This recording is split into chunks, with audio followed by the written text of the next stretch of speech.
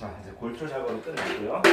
이제 마감판을 박아야 되는데, 마감판이라고 하는 건 우리 목공에서는 우리가 할 수 있는 최대 마감은 이 마지막에 붙는 판재 MDF 이거기 때문에 우리는 이런 거를 마감재라고 표현을 하겠습니다.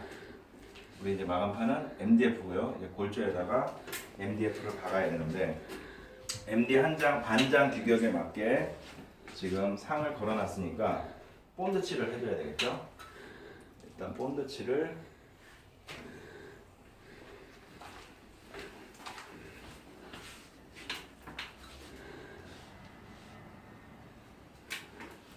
야무지게 해줍니다. 그 다음에 중간상 같은 경우에는 판재를 덮으면 안 보이니까 천장에 이런 식으로 표시를 해줍니다.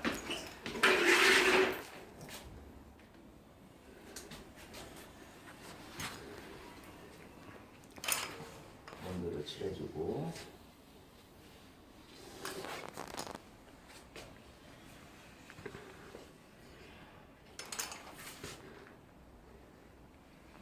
최대한 이으면은 본드가 새어 나오지 않게 최대한 안쪽으로, 마찬가지로 바닥에도 표시를 해주고요.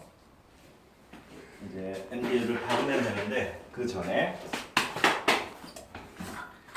아까 바닥 고정할 때 이제 깊게 박지 않기 위해서 임시로 이제 가고정으로 몇 방 해놓은 건데, 이 상태는 좀 불안하니까 판재를 덮기 전에 바닥에다가 실리콘을 한번 칠해주면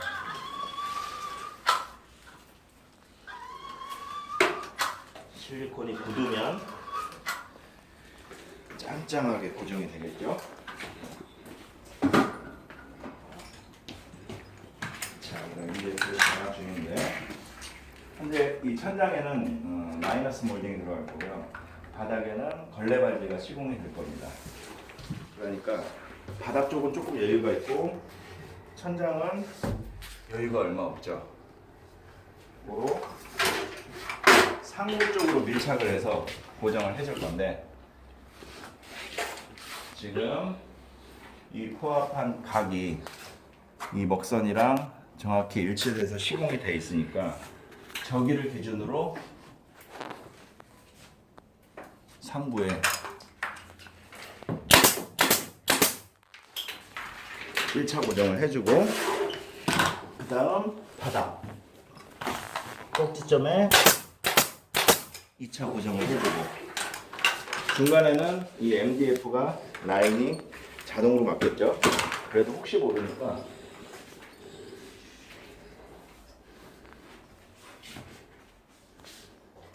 수평대로 이 MDF가 삐뚤삐뚤 하지는 않은지 한번 확인을 해줍니다. 정확히 맞죠? 상단이랑 하단이 지금 고정이 됐기 때문에 이 MDF는 이제 움직이지 않습니다. 그러면 이 안에 코앞한 골조는 움직이죠. 이 MD 라인에 맞춰서 고정을 해주면 되는 거예요.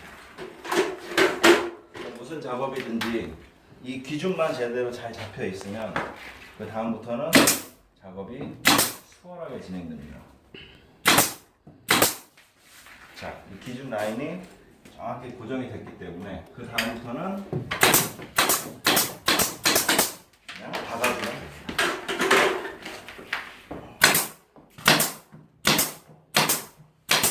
자, 아까 표시해 놓은 라인 있죠? 가장 좋은 방법은 레벨기를 저 바닥 표시해 놓은 데다 맞춰 놓고 박으면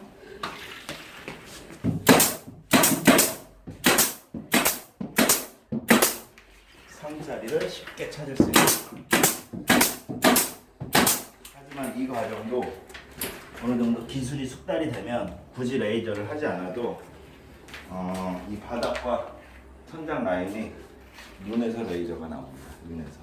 그래서 자연스럽게 레이저 없이도 볼 수가 있는 거예요. 끝에는 반반 물리기 해서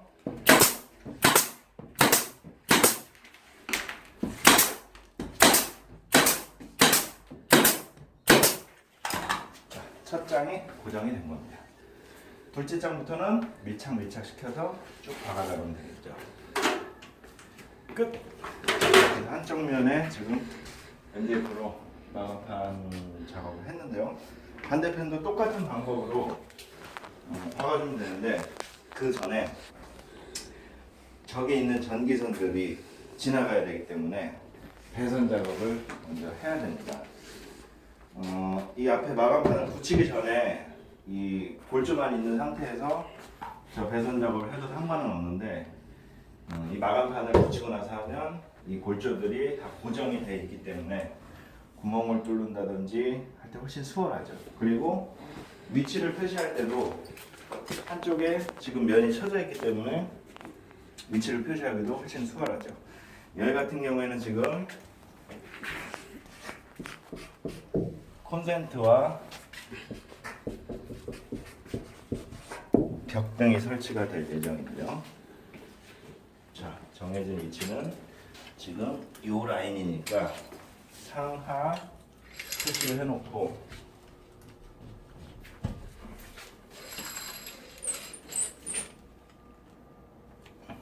먹으로 기준을 잡아준 다음에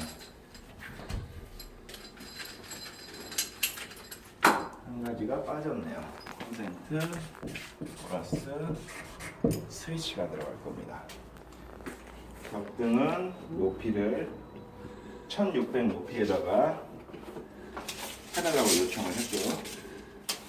1600. 그 다음에 콘센트는 높이 1000. 아무래도 침대 높이하고 그런 것들을 고려해서 높이를 설정한 것 같습니다. 자, 그럼 벽등 같은 경우에는 구멍이 그렇게 클 필요가 없겠죠. 적당한 사이즈로 구멍을 뚫어서 뒤쪽에서 선을 빼주면 되고요. 콘센트 스위치 같은 경우에는 정해진 규격에 맞게 빼줘야 되겠죠.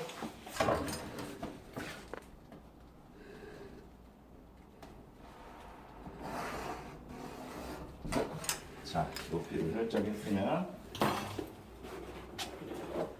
정해진 규격에 맞게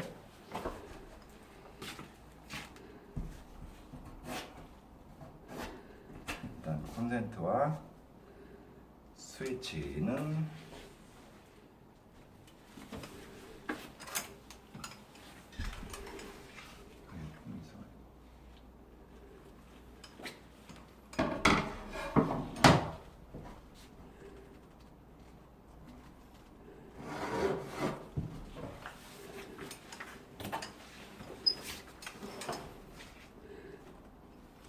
일정 간격을 띄워주고 두 개를 타공을 하겠습니다. 타공은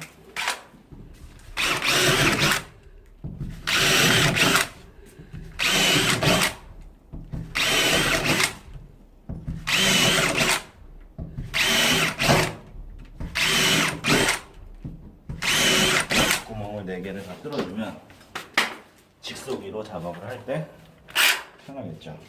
그 다음에 선을 미리 아까 전에 이제 판을 받기 전에 선을 빼놨다 하면 직속위가 지나간 자리에 선이 잘릴 수도 있으니까 타공을 다 해놓고 들어가는 게 가장 좋습니다.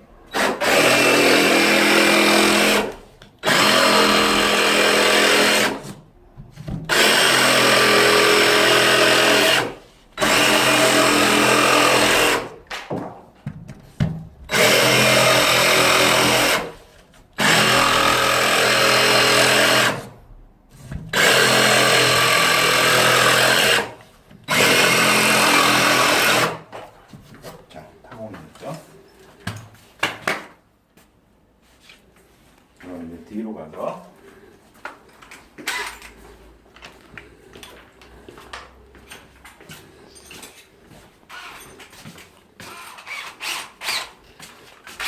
일단 구멍이 하나 나와야 되겠죠.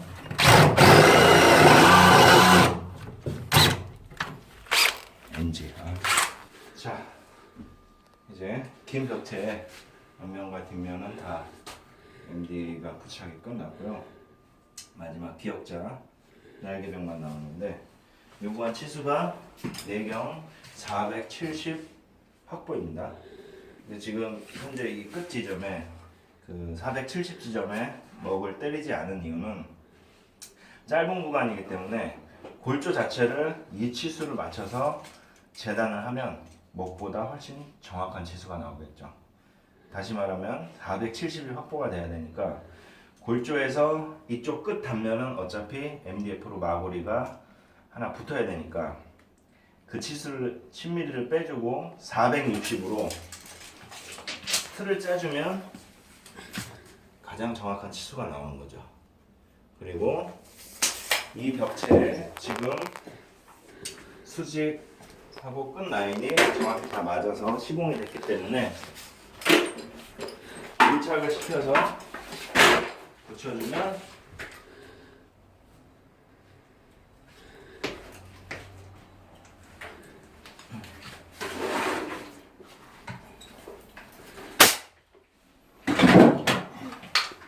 치수가 정확히 맞겠죠.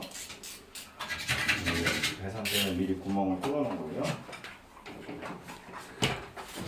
얘 같은 경우에는 지금 실리콘을 칠해도 컨트롤하는 게 어렵지 않기 때문에 미리 실리콘을 칠해놨습니다. 붙여주고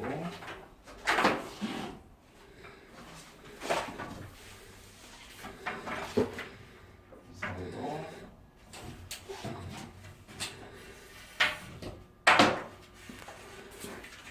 구멍을 빼주고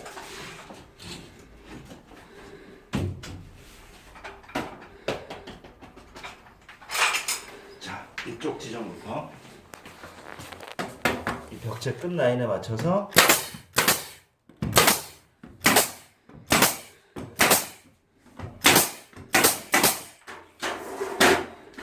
눌러서 밀착을 시켜서 박아줍니다.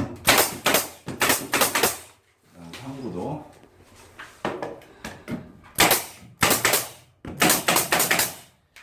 그다음 하부는 마찬가지로 타카를 박을 수 없기 때문에 임시 고정을 해줘야 되겠죠. 크랙을 확인해주고 이 끝에는 어차피 지금 기준이 잡혀있기 때문에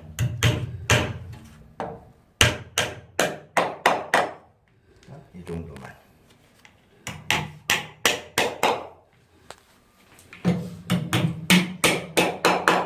자,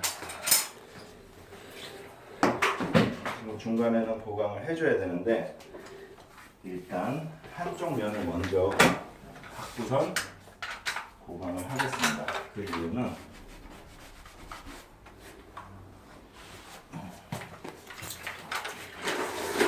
뭐든지 기준이 중요한데 너희 같은 경우에 지금 MDF가 자연스럽게 각이라든지 라인을 다 잡아주는 기준이 되겠죠. 이 틀이 기준이 되면 안 됩니다. 틀은 지금 욕구라든지 다대가 다 현장에서 재단을 해서 이루어진 사각형이기 때문에 완전하지가 않죠. 하지만 MDF는 재단만 반듯하게 해주면 그 자체가 그냥 사각의 기준이 되기 때문에 MDF를 기준으로 작업을 하는 겁니다.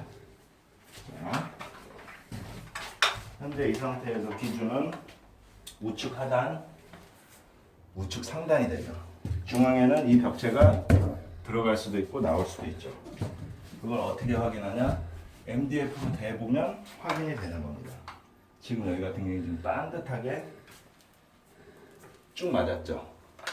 그러면 기준점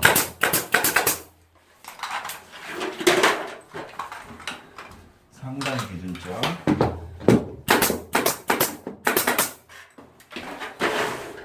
중앙은 예를 들어 이 벽체가 저쪽으로 넘어갔다. 그러면 가운데가 이런 식으로 벌어지게 되겠죠.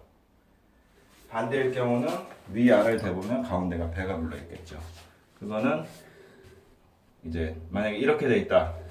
그러면 이 뒤쪽에서 벽체를 당겨준 상태에서 여기를 고정해주면 밀착이 되겠죠. 이런 식으로. 교차된 지점이 일단 반듯하게 붙어서 시공이 돼야 되고요. 이쪽은 MDF 라인에 맞춰서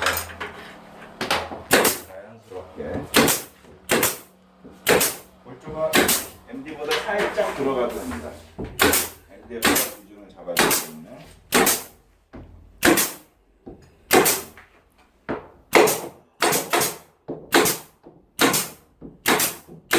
그럼 밑에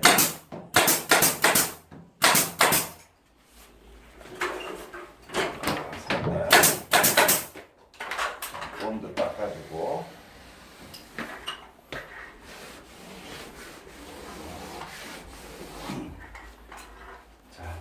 사각이 MDF를 기준으로 정확히 맞아. 조금 넘으니까 한 2개 정도만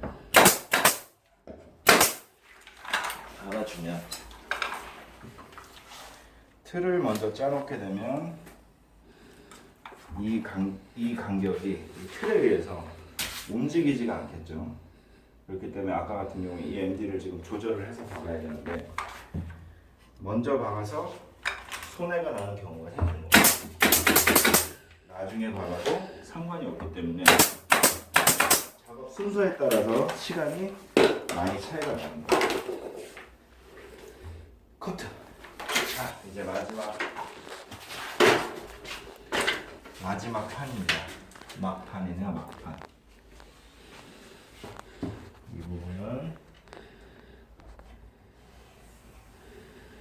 본드를 칠해주고 항상 이 코너 끝부분에 본드가 잘 묻어야 나와 변형을 좀 최소화할 수 있습니다.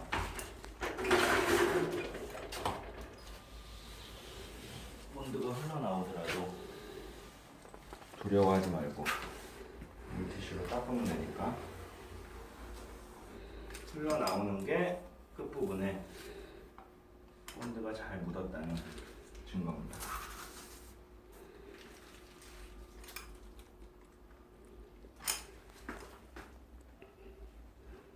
자, 이런 식으로 본드를 칠하고요.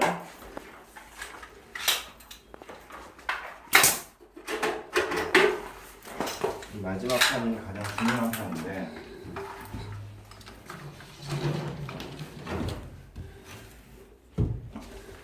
일단 이쪽 끝에 각 부분이 잘 맞아야 됩니다.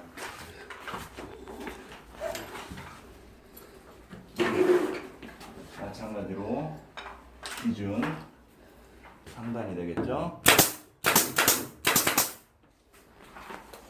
그 다음 하단을 어느 정도 맞춰보고 중간을 확인했을 때 지금 살짝 튀어나오니까 중간부터 바뀌었어요.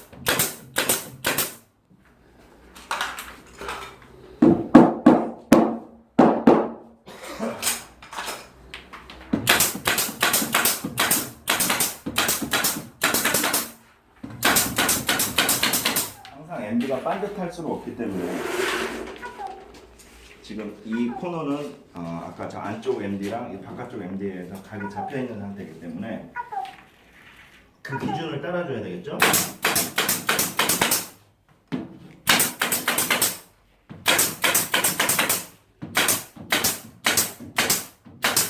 이런 식으로 코너의 각이 정확히 잡혔죠?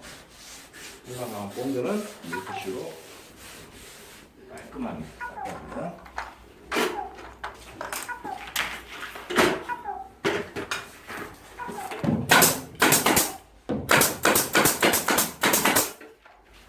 마찬가지로 코어가 여기가 튀어나오지 않게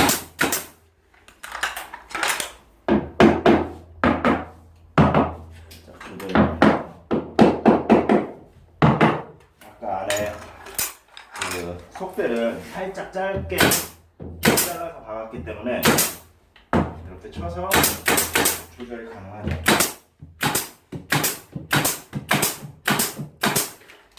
속대는 좀 짧더라도 어차피 본드가 굳으면서 고정이 되기 때문에 지금 항상 여유를 주는 게 마감도 깔끔하게 떨어지고 작업성도 좋아지는 겁니다.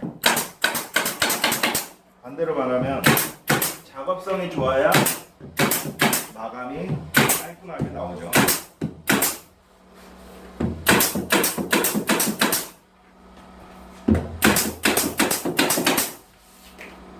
본드를 닦아주고, 자, 이제 마지막 마구리 마감만 남았습니다.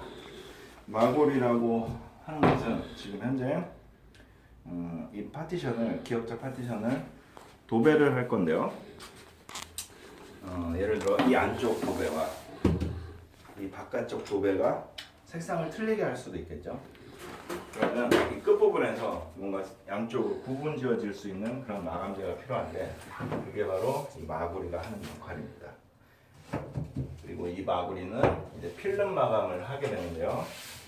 양쪽으로 일정하게 돌출을 시켜주면 이 마구리는 필름 마감, 그러면 여기서 도배가 왔을 때 여기서 도배를 태워서 커팅할 수가 있고, 반대쪽도 마찬가지로 마감이 될 수가 있겠죠. 그래서 이쪽과 바깥쪽의 마감을 구분 지어지게 할 수가 있고, 일반적으로 코너 부분은 손때가 많이 타기 때문에 필름 마감으로 해주면 오염이 확실히 덜할 수가 있겠죠. 중요한 건 그냥 일자로 마감을 해서 도배를 해도 크게 관계는 없습니다. 그냥 이제 인테리어 업체에서 취향에 따라서 혹은 마감 상태에 따라서 결정 지을 수가 있겠죠. 이 현장은 마구리를 요구를 했기 때문에 마구리를 시공하겠습니다. 할 때는 항상 몰딩 마감을 생각해야 되는데요. 이 현장 같은 경우에는 지금 이 마이너스 몰딩이 시공이 될 겁니다. 몰딩은 어찌됐든 최소 가구로 해서 시공이 돼야 되기 때문에 나중에 몰딩이 들어갈 수 있는 공간을 확보를 해주고, 그 다음 양쪽으로 일정하게 돌출이 된다고 했는데요. 12mm가 도배 마감일 때면 가장 안정적인 치수입니다. 왜냐하면 걸레바지가 9mm이기 때문에 바닥에 걸레바지가 들어갔을 때 걸레바지보다 이 마감재가 살짝 돌출이 돼야 걸레바지와 마구리도 마감이 구분이 지어질 수가 있겠죠. 그래서 12mm를 빼주는 게 가장 안정적인 마감입니다. 반대로 이면에 예를 들어 석고를 쳐놓고 타일 마감을 한다 그러면 이 마구리 빠지는 치수가 타일 두께에 따라서 또 틀려질 수가 있겠죠. 하지만 여기는 도배이기 때문에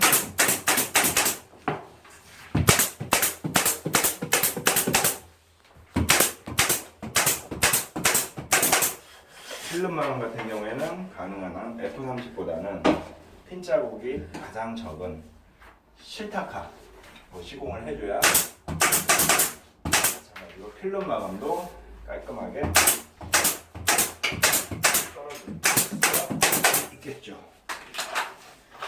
자, 이렇게 해서 드레스룸 파티션이 마무리가 됐습니다.